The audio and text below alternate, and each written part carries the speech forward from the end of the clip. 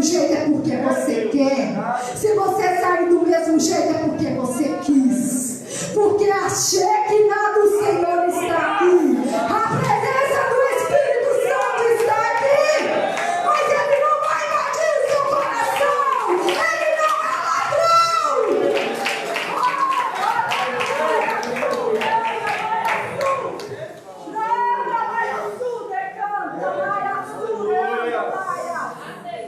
Aleluias.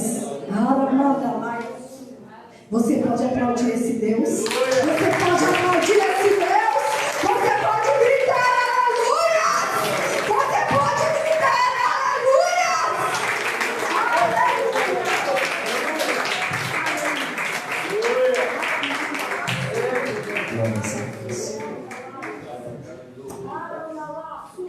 Graças a Deus. Amém? O Senhor te trouxe aqui nessa noite. Você não veio para acaso. Você não veio porque você não tinha nada mais importante para fazer. Você não veio porque esse era uma das opções. Você não veio porque você recebeu um convite. Você veio porque recebeu um ultimato do Senhor. Essa é a sua noite. Esse é o seu momento. Em nome do Senhor Jesus. Gostaria que você abrisse a sua Bíblia. No segundo livro da Bíblia, o livro do Êxodo, o capítulo número 14.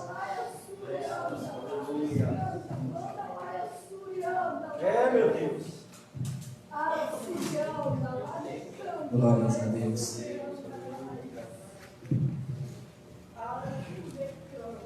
Tu és bom, Senhor Deus. Tu és bom.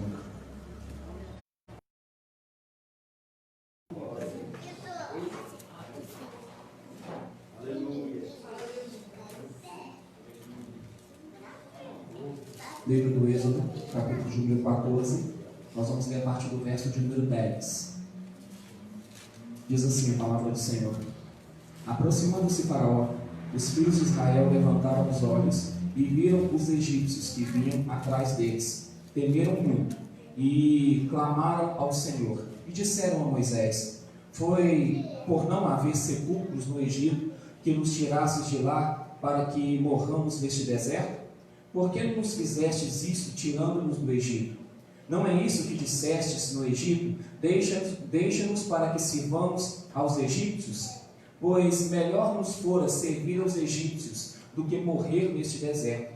Moisés, porém, disse ao povo: Não temais, estais quietos e vede o livramento que o Senhor, que hoje vos fará. Aos egípcios que hoje vistes, nunca mais os vereis para todo sempre. O Senhor pelejará por vós, e vós vos calareis. Então o Senhor disse a Moisés: Por que clamas a mim?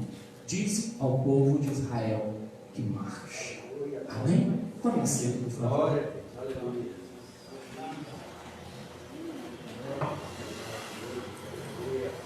Quando o Senhor me deu esse texto na sexta-feira de manhã, eu fiquei me perguntando qual era o sentido. Porque de vez em quando ele tem umas coisas que a gente não consegue entender muito bem. E confesso para os irmãos que até na hora que eu cheguei aqui para o início do culto, eu estava sem entender o que ele queria com esse texto. Mas ele sabe a hora certa de revelar. Ele sabe a hora certa de nos mostrar. E tudo que nós já vivenciamos aqui, desde o início desse período de culto, nós já temos a certeza de que o Senhor nos trouxe aqui para falar aos nossos corações. Bom, o texto que nós acabamos de ler é bastante conhecido. Faz parte de, provavelmente, uma das histórias mais conhecidas do planeta. Uma das histórias mais comentadas do mundo. Uma das histórias mais criticadas e uma das mais estudadas. A travessia do deserto. O salvamento de Deus ao seu povo que estava cativo em uma terra e que precisava sair. É muito interessante, porque a ida desse povo para esse lugar apontava para uma bênção de Deus muito grande. Se você se lembra bem da história de José, você se lembra que ele foi uma das pessoas que disse para os seus irmãos: olha, vocês acham que vocês estavam fazendo mal contra mim, mas vocês não estavam. Vocês eram apenas um instrumento de Deus para eu chegar aonde Ele queria que eu chegasse. Bem, 400 anos depois, essa história havia mudado bastante. E esse povo sofria.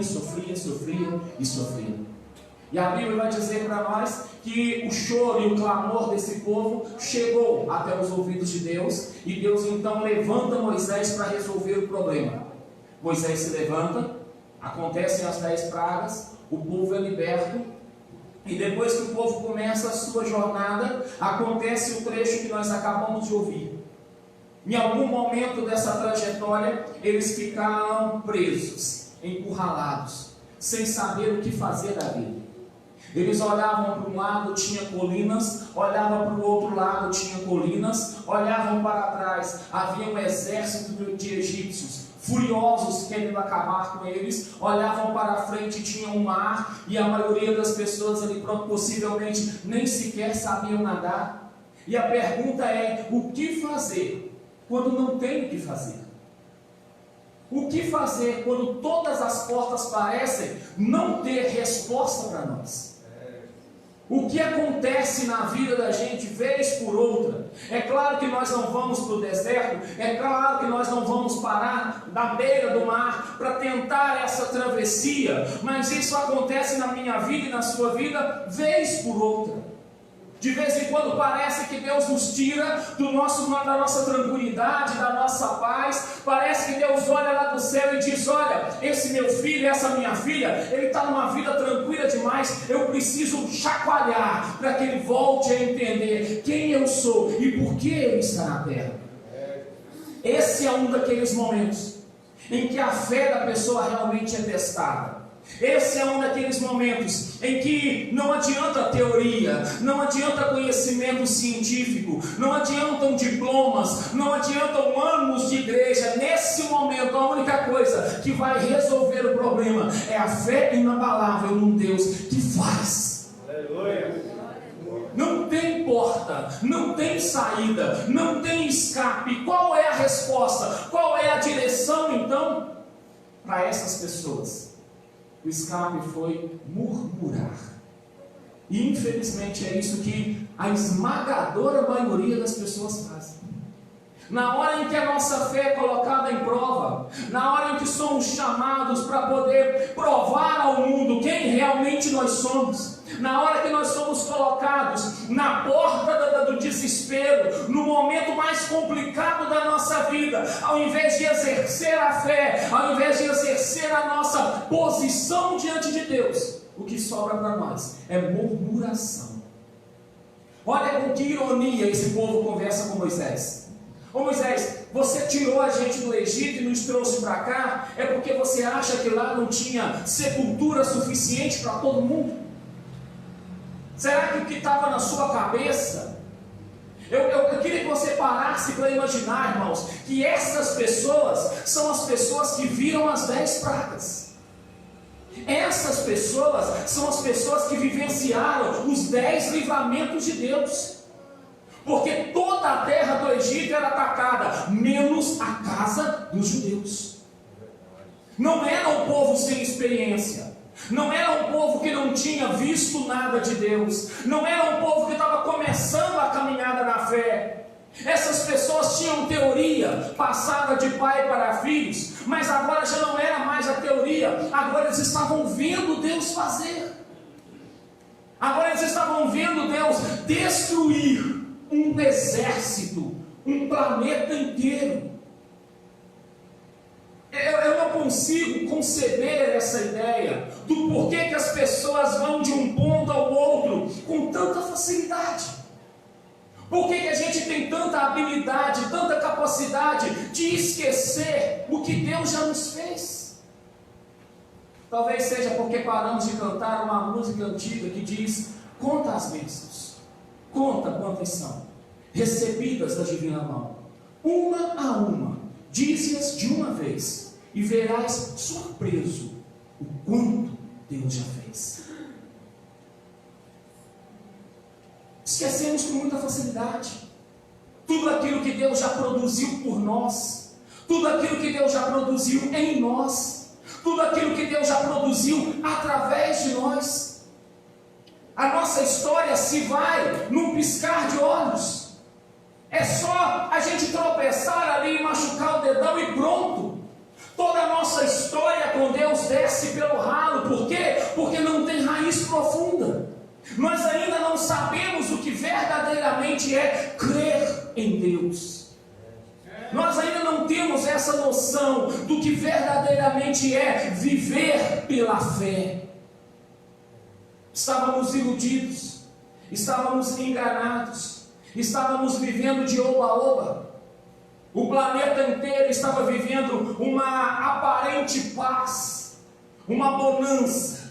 Parece que as portas do céu se escancararam e choveu bênção para todo lado. Esses dias eu estava conversando com meu filho. Sabe qual é o problema da sua geração, João? É que você acha que o mundo sempre foi do jeito que é. Mas não era assim há 30 anos atrás. Não era assim há 40 anos atrás. O que Deus fez por nós foram coisas grandiosas demais. Talvez essa nova geração não vai conseguir dar valor, mas nós que ainda temos na memória o sofrimento que era há pouco tempo, de onde Deus nos tirou e de onde Ele nos colocou, nós não temos motivo nenhum para virar as costas para Ele. Esse povo chama Moisés, ironicamente, e Moisés deve ter engolido um choro de ódio, de raiva. E ele vira para esse povo e fala: cala a boca, fica quietinho, não fala demais não, porque quanto mais você fala, mais você se prejudica. É por isso que Salomão vai dizer para mim e para você: você se prende com as palavras da sua boca. Cuidado, cuidado, porque em alguns momentos você vai ser incentivado, motivado pelo inimigo das nossas almas a usar essa boca que Deus te deu para profetizar bênção, para desferir maldições sobre algumas pessoas.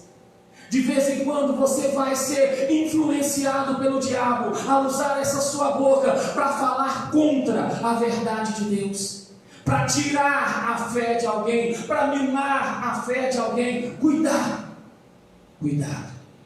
Por quê? Porque tudo que o homem semear, isso ele vai colher.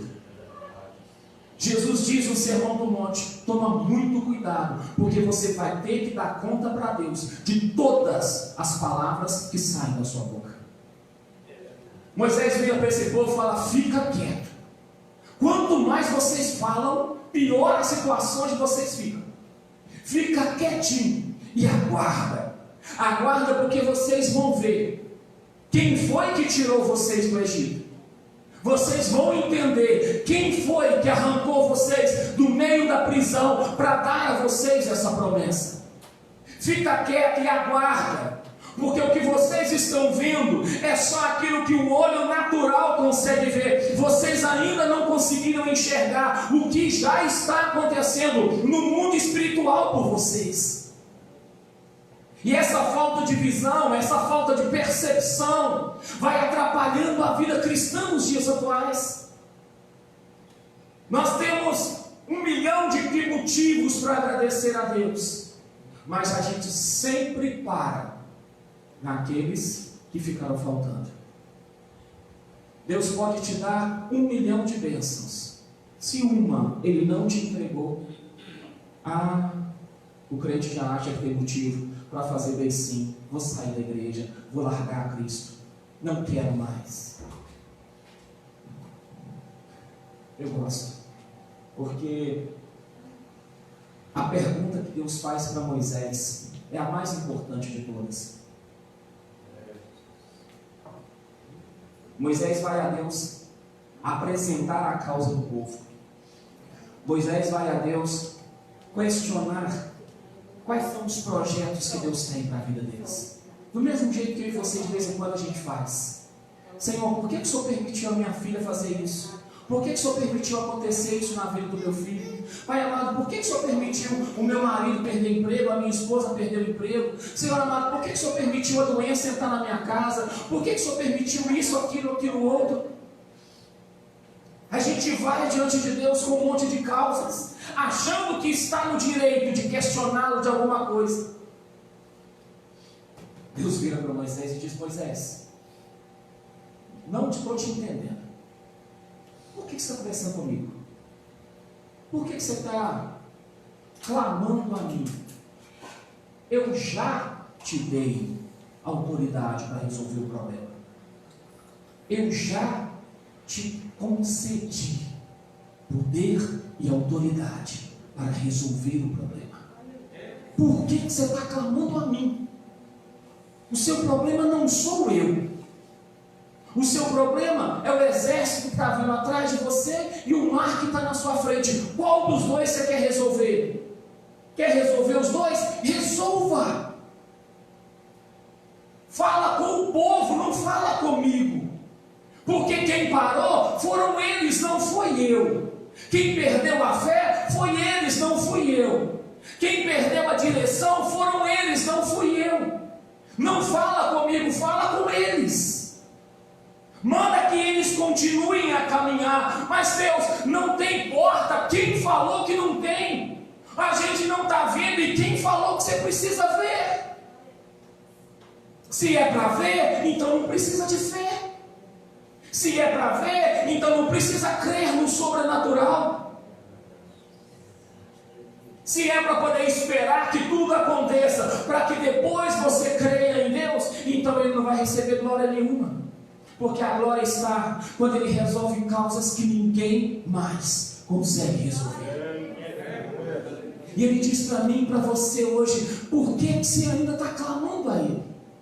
Imagina que de repente você deu a alguém R$1.000 para pagar uma conta de R$20, e essa pessoa se vira e diz: mas, presbítero Valdir, é R$20 a conta? E daí? É muito dinheiro. Imagina, eu já te dei 1.000. Pois é, mas é R$20 a conta.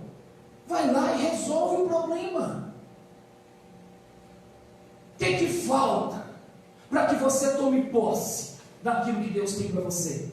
O que falta para que você tenha coragem, ousadia suficiente para assumir a sua posição, para assumir o seu chamado, para assumir a sua missão, para assumir a sua posição como servo, representante de Deus nessa terra caótica, onde parece que ninguém entende mais nada? O que falta para você? Ele já te deu tudo. Ele já providenciou tudo. O seu clamor é porque a gente ainda está dando ouvidos àquilo que as pessoas falam perto de nós. O seu clamor é porque às vezes a gente ainda está observando as circunstâncias e imaginando que o mundo inteiro está conspirando contra nós e nós não temos armas para poder nos defender. Só que eu quero que você entenda: o guarda de Israel vigia você. O Senhor dos exércitos está do seu lado. O grande e poderoso Deus, que não sabe o que é perder, já decretou a sua vitória. Para Ele você é mais do que vencedor. Assuma a sua posição e vai. Por que você ainda está parado? Não sei porquê, não sei para quem. Eu sei que essa mensagem para essa noite e tem incomodado meu coração desde sexta-feira. Então ouça o que eu estou te dizendo. Em nome do Senhor Jesus, não pare por nada. Não deixe que nada fique entre você e o que Deus prometeu para você. Não permita que nada atrapalhe você chegar aonde Deus mandou você ir. É lá que está a sua bênção. Não é no meio da estrada, não é no meio do caminho, não é no meio do deserto, é lá. Você só vai experimentar o máximo de Deus quando você chegar lá. O irmão de Jesus, Judas, na sua carta de poucos versículos, ele vai nos alertar no verso de número 5. Ele diz: eu quero vos lembrar, embora vocês já estejam cientes, que o Senhor Deus matou no deserto todos aqueles que não creram. Não crer em Deus é garantia de morte. É certeza de morte. Não crer em Deus não é uma possibilidade, é certeza de morte. Morte física, morte espiritual, morte de sonhos, morte de projetos, morte de esperança, morte de sonhos, de paz, de amor, de tudo que Cristo conquistou na cruz por você. Ele vira para Moisés e diz: Moisés, por que você está conversando comigo? O seu problema não é comigo, fala com o povo. Vira para eles e diz: marche. Essa é a palavra do Senhor para a sua vida hoje. O mar da tormenta está contra você, marche. O mar do desespero está contra você, marche. As provas estão se agigantando contra você, marche. O seu inimigo está fazendo barulho vindo contra você, marche. Porque quem te garantiu a vitória é poderoso para fazer infinitamente mais do que tudo aquilo que pedimos ou pensamos. Marche. Marche. Eu gostaria de convidar você a se colocar de pé e a pensar na história da sua vida dentro dessa história. Talvez você vai ser Moisés na vida de alguém, para que você possa dizer para essa pessoa: não desanime da sua fé, marche. Mas talvez você vai ser Moisés para você mesmo essa noite, e vai ter que olhar para si mesmo e dizer: por que eu estou parando? Por que eu estou desistindo? Por que a minha fé está balançando? Porque o mundo está em polvorosa? Sempre foi assim. Porque ninguém sabe resposta de nada? Sempre foi assim. Porque as pessoas estão perdidas nos seus muitos diplomas? Sempre foi assim. Há mais de 3.000 anos atrás, o salmista escreveu para mim e para você: vão é o socorro do homem. Eles estão fazendo o máximo que eles podem. Agora você tem um Deus que faz o impossível.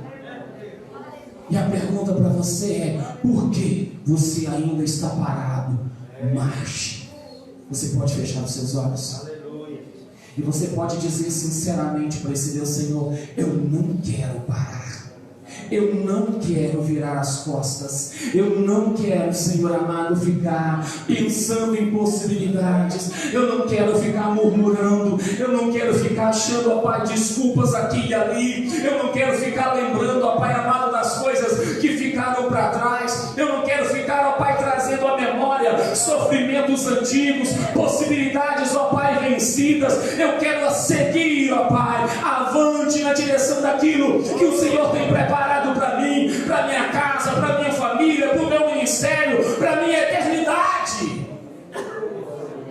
Senhor amado, em nome do Senhor Jesus Cristo, ó Deus, nós te pedimos hoje, ó Pai, aqui nesse lugar, nós clamamos a Ti, ó Deus, por Tua misericórdia, e te pedimos, ó Pai, que em nome do Senhor Jesus, assim como já foi dito aqui, ó Pai, desde o início desse culto, abre, Senhor amado, os nossos olhos, abre, Senhor amado, a nossa visão, tira, Pai amado, todos os tampões dos nossos ouvidos, para que nós possamos ouvir a Tua voz, nos encorajando, ó Pai, a seguir pela fé. Sabemos, ó Pai amado, que estamos no deserto, sabemos que estamos na batalha, sabemos que estamos, ó Deus, no meio da luta, sabemos que estamos, ó Pai amado, enfrentando inimigos dos mais variados, mas Senhor, para o Senhor isso nunca fez diferença. Nenhum deles, ó Pai, nenhum deles nunca foi páreo para o Senhor, nenhum deles, ó Pai, nunca foi capaz de frustrar um só dos seus planos. Então, Pai amado, nos dá fé suficiente, ó Pai, para continuar crendo e seguir adiante. O Senhor sabe, ó Deus, qual é a história desse irmão, qual é a história dessa irmã. O Senhor sabe, ó Pai amado, qual é a história dessa pessoa que está nos ouvindo de casa agora. O Senhor sabe, ó Pai amado, o que ela está pensando, o que está no coração dela agora, Senhor. Porque o Senhor preparou esse momento para nós. Então eu te peço, Senhor, tenha misericórdia da nossa pequena fé e nos ajuda, Senhor, a ser vencedores. Nos ajuda, Pai amado, a ser ousados, a ter coragem, a entrar no Santo dos Santos, ó Pai, como filhos do Deus eterno, e a clamar, ó Pai amado, a Tua bênção, a chamar à existência, Pai, aquilo que não existisse, como se já fosse, porque é assim que nós cremos no Senhor. Renova, Senhor, renova a nossa vida em Ti, ó Pai, em nome do Senhor Jesus Cristo. Nos guarda, nos protege, Senhor, em nome do Senhor Jesus. Amém e amém, Jesus. Tome assento, por favor.